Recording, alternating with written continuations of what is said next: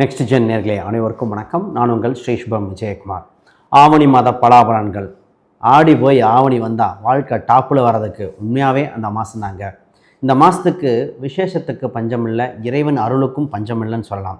ஏன்னா ஃபஸ்ட்டு பார்த்திங்கன்னா ஆவணி அவிட்டம், வரலட்சுமி நோன்பு இருக்குது, கோகுல அஷ்டமி, ஓணம் பண்டிகை, இதோடு முடிஞ்சுதான் ஆவணி மூலம். ஆவணி மூலம் பார்த்திங்கன்னா மதுரை மீனாட்சி அம்மன் இந்த விசேஷங்கள் அற்புதமாக இருக்கும். அப்போ இந்த மாதம் தொட்டே இறைவனோட அருள் கிட்டும் மாதமாக இருக்கின்றன. பொதுவாக புது தொழில்கள் தொடங்க, வீடு மாற்ற, அது மட்டும் இல்லாமல் மனதில் இருக்கிற கவலைகள் விலக, பல காலகட்டம் எப்போ சார் மாறும் எல்லாமே இந்த மாதம்தான். இல்லை கிரகப்பயிற்சிகள் பல நடக்குது. சூரியன் சிம்மத்தில் வந்த உடனே ஜொலிக்க காலகட்டம் வந்து விட்டன. முதல்ல இந்த நேரம் வந்த உடனே பார்த்திங்கன்னா கவலைகள் தீர்ந்து மக்கள் மகிழ்ச்சியில் பொங்குகிற காலகட்டங்கள். முதல்ல பொருளாதார விருத்தி, தைரியம், தன்னம்பிக்கை பெருகுகிற காலகட்டங்கள். வீண்டவனும் எந்திரிச்சு வரக்கூடிய சூழ்நிலையில் வந்தாச்சு. உறவுகள் வலுப்படுகின்றன. பிஸ்னஸ் சம்மந்தப்பட்டது, வேலைக்கு செல்பவர்கள் ஒரு புதிய பரிணாமம் அடைகின்றன.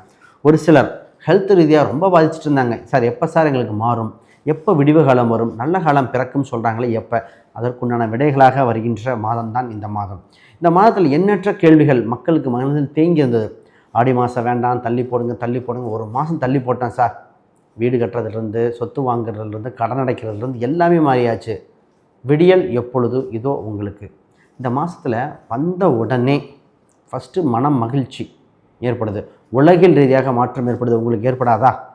நிச்சயமாக ஒரு பலிதம் ஏற்படும். இந்த நேரத்தில் இறையருளும் உங்களுக்கு குடும்ப ரீதியாக பல முக்கிய முடிவும் எடுக்க வேண்டிய காலகட்டம் வந்தாச்சு. ரைட், அதை பற்றி தெளிவாக ஜெயிக்கின்ற காலகட்டம் என்னென்னு பார்த்துருவோம். முதல்ல புதுசாக பார்க்குறவங்க சப்ஸ்கிரைப் பண்ணிக்கோங்க. கேள்விகள் சந்தேகம்னா பார்த்துட்டு கமெண்ட் பண்ணுங்கள். மிதுன ராசி அன்பர்கள், வாய்ப்புகள் எப்பொழுது பிறக்கும், வசந்த காலம் எப்பொழுது மலரும், இறைவன் கண்ணை திறப்பானா, என் வாழ்க்கையில் வெளிச்சம் வருமா, அதிர்ஷ்ட கதவு திறக்குமா, இந்த கேள்விக்கு இந்த மாதத்தில் விடையாக இருக்கிறது. மிதுனம் அறிவாளியான ராசி, விகடயோகம் உண்டு, பேச்சு திறமை உண்டு, பல பேர்த்துக்கு அறிவு சொல்கிறோம் நாங்கள். ஆனால் எங்கள் விஷயத்தை குழப்பிக்கிறோம். இதான் இந்த ராசியோட இது. சார் நாங்கள் சொல்கிற கருத்துக்கள் பார்த்திங்கன்னா செஞ்சு இம்ப்ளிமெண்ட் பண்ணுறவங்க ஜெயிச்சுக்கிட்டே இருக்காங்க.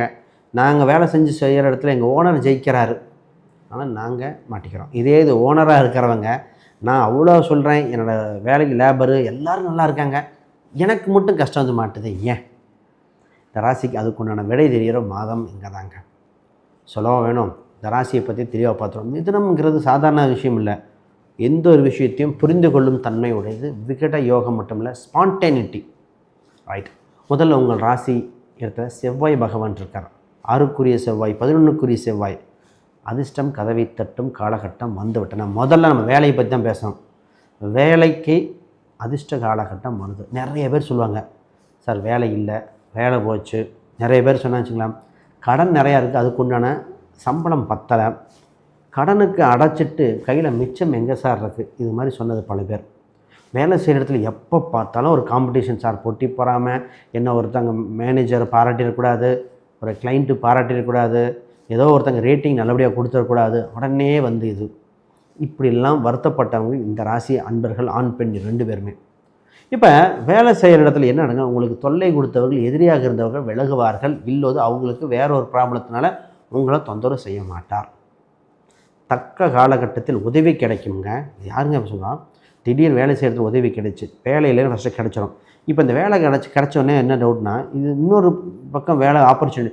சார் முதல் வேலை பார்க்க பக்கம் கூப்பிட்றாங்க, நான் வேலை செஞ்ச நாட்டில் கூப்பிட்றாங்க, வேலை செஞ்ச இடத்துல தகவல் வருது. இப்போ என்ன பண்ணலாம், போகலாமா வேண்டாமா, இருக்கிற இடம் சேஃபாக, குடும்பத்துக்காக பார்க்குறதா, ஏன்னா குடும்பம் செட்டிலான மாதிரி இருக்கே சார், ஆனால் போனால் சம்பளம் ஜாஸ்தியாக இருக்கே, இந்த குழப்பம் ஒரு வர வாய்ப்பு உண்டு. ஆனால் அதில் ஒரு முக்கிய முடிவு, ஜாதகம் தசாபுத்தி அடிப்பில் எடுத்து வாழ்க்கையை நடத்தணும், அதை பார்த்துக்காங்க. ரைட், இப்போ இந்த கேள்விகளுக்கு சார் திருமணம் இருக்குது இல்லைன்னு தெளிவாக சொல்லிடுங்க, இல்லைன்னா சாமியாராக கூட போயிடுறோம். இந்த ஆண் பெண்கள் கேட்குற கேள்வியாக தான் எல்லாம் இந்த இப்போ வருது இப்படியே சொல்லிகிட்டு இருக்கோம். இந்த ஆவணி ஒரு ராசிக்கு 3ஆம் இடம், நல்ல தகவலை இறைவன் நிச்சயமாக கொடுக்குறார். எதனால் எப்படின்னா, உங்கள் ராசிக்கு 7ஆம் அதிபதி 2ல் இருக்கார். திருமண யோகம்லாம் இருக்குது. தசாபுத்தி ஜாதக ரீதியாக ஒத்து வரணும். இப்போ கோச்சாரத்தில் இந்த அமைப்பு வந்தாச்சு, அப்போ திருமணம் வருது, ஓகே. இப்போ கேள்வி, சொந்தத்திலேயா அசல்லையா, இல்லை விருப்ப திருமணமா, இது ஒன்று. ஆல்ரெடி திருமணமானவங்களுக்கு வாழ்க்கையில் சின்ன சின்ன கசப்புகள் போயிட்டுருக்கே, அதற்கு முடிவு என்ன? இந்த கேள்வி கேட்காத மிதுனம் இல்லை. மிதுனத்தில் பார்த்திங்கன்னா, சார் என்னன்னு தெரியல, வர வர ரொம்ப கோபம் வருது, திடீர்னு தெரிஞ்சு பேசுகிறாரு, நானும் பேசிடுறேன், இது என்ன தான் நடக்கும், லைஃபு கன்டினியூ ஆகுமா இல்லையா? ஈகோ கிளாஷஸ் வந்தது. ஈகோவை யூகோன்னு சொல்ல நேரம் என்ன? ஏன்னா இந்த அன்பர்களுக்கு பார்த்திங்கன்னா சின்ன சின்ன கருத்து வேறுபாடுனாலேயே ஒரு இழுபறியாக இருக்குது. அது கொஞ்சம் கவனமாக ஹேண்டில் பண்ணணும். ஒரு சில அன்பர்களுக்கு கைமீறி போய்விட்டன. இல்லை சார் இது கன்னியூ ஆகலை, அடுத்த நெக்ஸ்ட்டை பார்க்கலாம். இப்போது இதிலே இந்த நபர்களுக்கு இன்னொரு கேள்வி இருக்குது. சார் முதல் திருமணம் பாதிச்சிருச்சு, ஜோசியெல்லாம் பார்த்தாங்க, கல்யாணம் பண்ணோம், அப்படி ஆயிடுச்சு, அடுத்த வாழ்க்கை இருக்குமா? பொதுவாக இதை கொஞ்சம் கேர்ஃபுல்லாக பார்த்து ஒரு சில பரிகாரங்கள் பண்ணணும். ரைட். இப்போ இந்த கேள்விகளுக்கு இதே இதில் இவங்களுக்கு என்ன கேள்வினா, தன யோகம் என்ன? சம்பாதிக்கிறோம், வருது, செலவாகுது, கையில் ஒன்றும் இல்லை, கண்ணில் பார்க்குறோம், எல்லாம் இப்போ காசை பார்க்குறோம், 10 நாள் 15 நாள் கழித்து 10 கடன் தான் வாங்குகிறோம். அப்போ வருமானம் சம்பாரித்து வேறு யாருக்கோ கொடுக்குறோம், நாங்கள் எப்போ வாழ்கிறது? எங்களுக்கு இடம், வீடு, சொத்து அமையுமா அமையாதான்? நிறைய பேர்த்துக்கு இந்த ஒரு கேள்வி இருக்குது. பொதுவாகவே பண ரீதியாக உங்களுக்கு சுப விரயம் ஏற்படுகிற காலகட்டம், அதை ஒத்துக்கு தான் ஆகணும். 2ஆம் இடத்துல பணம் வரும், ஆனால் அதற்குண்டான செலவினங்கள் முதலீடாகவோ செலவினங்களாக இருக்கும். முதல்ல நகையாக வாங்கி வைக்கலாம். இன்றைக்கி விற்கிற ரேட்டுக்கு நகை வாங்க முடியுமா? நிச்சயமாக காட்டுறதை தான் சொல்லணுங்க. குரு 2 இருக்கு இல்லையா, நகையாக வாங்கலாம், நகையை அழித்து செய்யலாம், அடகு வைத்த பொருளை மீட்கலாம். நகை அடகு வைக்கிறது மீட்கலாமே, ஃபஸ்ட்டு நகை அடகு வச்சதை மீட்டி நகை திருத்தம் செய்யக்கூடிய காலகட்டம். சீட்டு சின்ன சின்னதாக சொல்லுவாங்க, சிறு சேமிப்பு, இல்லைன்னா ஃபிக்ஸட் டெபாசிட்டு, ஆர்டி, இந்த மாதிரி போஸ்ட் ஆஃபீஸ் இது மாதிரி சேர்த்துங்க, உங்களுக்கு தாங்க சேரும்.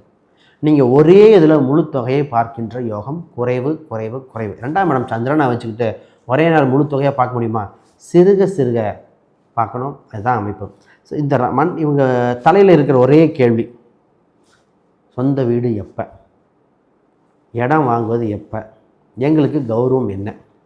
ஆல்ரெடி ஒரு சில வீடு இருந்தால் கூட, சார் வாடகை வருமானம் வரணும் சார், உழைப்பு ஜாஸ்தியாக இருக்குது, ரெஸ்பெக்ட் வேணும், சொசைட்டியில் இப்படி பேசுகிறாங்க, எங்கள் தலைமுறைக்கு நான் சேர்த்து வைக்கணும், கணவன் மனைவிக்கு சேர்த்து வைக்கணும், அப்படிங்கிற சேர்த்து வைப்பதற்காக தன் குடும்பத்தை எண்ணி தான் கேட்குறீங்க.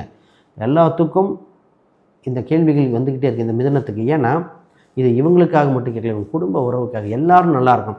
மிதுனம் ஒன்று நல்லா இருந்தால் பல டக்குன்னு தானம் பண்ணிடும், எல்லாத்தையும் வாழ வச்சிடும். இதுதான் இந்த ராசி. இதற்கு நிச்சயமாக அந்த அமைப்பு உண்டுங்க. உங்களுக்கு அதுக்குள்ளே ஜாதக ரீதியாக உங்களுக்கு செகண்ட் ஹேண்டு வீடுன்னு கோச்சாரத்தில் காட்டுது, ஜாதக ரீதியாக தான் பார்க்கணும். கோச்சாரத்தில் கட்டின வீடை பாருங்கள், பராமரிப்பு பண்ணி, வண்டி வாகனம் செகண்ட் ஹேண்டு வண்டின்னு தான் காட்டுது, ஜாதக ரீதியாக பார்த்து முடிவெடுக்கணும். அடுத்து சார் ஒரு வெளிநாட்டு ஒப்பந்தங்கள் ஒன்று வருது, அதை என்ன பண்ணலாம்? அது அங்கீகாரம் கிடைக்குமா? போனால் நல்லா இருக்குமா? புதுசாக கிடைக்குதுன்னு. இது இம்போர்ட் எக்ஸ்போர்ட், வெளிநாட்டு சம்மந்தப்பட்ட பிஸ்னஸ் சம்மந்தப்பட்ட கிராண்டாக சூப்பராக இருக்குது. அப்போ இது சூப்பர். இந்த ராசி அன்பர்கள் ஹெல்த்தும் குழந்தையும் பற்றி கேட்காத மிதுனம் இல்லை. குழந்தை பிறப்பு எப்பொழுது? இது குழந்தை இல்லாதவங்க கேட்குறது. குழந்தை இருக்குமா இல்லையா? 16 வகை செல்வத்தில் இந்த செல்வமே எங்களுக்கு இல்லையே அப்படின்னு. இது குழந்தை இருக்கிறவங்க, சார் குழந்தையை பற்றி ஒன்று மாற்றி ஒன்று வருது இப்படின்னு குழந்தையாக இருக்கிறாங்க. இதே கொஞ்சம் பெருசானவங்க, என் பையன் என் பொண்ணு என் பேச்சை கேட்கலை அப்படின்னு சொல்லாத மிதுனம் இல்லை. ஏன்னா இந்த ஒரு டிஃப்ரென்ஸ் ஆஃப் ஒப்பீனியன் மிதுனத்துக்கு வந்துக்கிட்டே இருக்குது. அது பார்த்து சரி செய்ய வேண்டிய கடமை கோச்சார ரீதியாக அப்படி தாங்க இருக்குது. இதுதான் அது. அப்போ இந்த ராசி என்பர்கள் பார்க்கணும். இந்த ராசி இவங்களை மட்டும் ஹெல்த் விஷயத்தில் கொஞ்சம் பயந்துருச்சு. ஹெல்த்தில் அது தொந்தரவாக இருக்குது சார், கொஞ்சம் பார்க்கணும் சார்னு நிச்சயமாக பார்க்கணும். ரைட். இன்னும் இந்த ராசிக்கு சொல்லிக்கொண்டே போகலாம். வேறு கேள்விகள் சந்தேகம்னா கீழே கமெண்ட் பண்ணுங்கள்.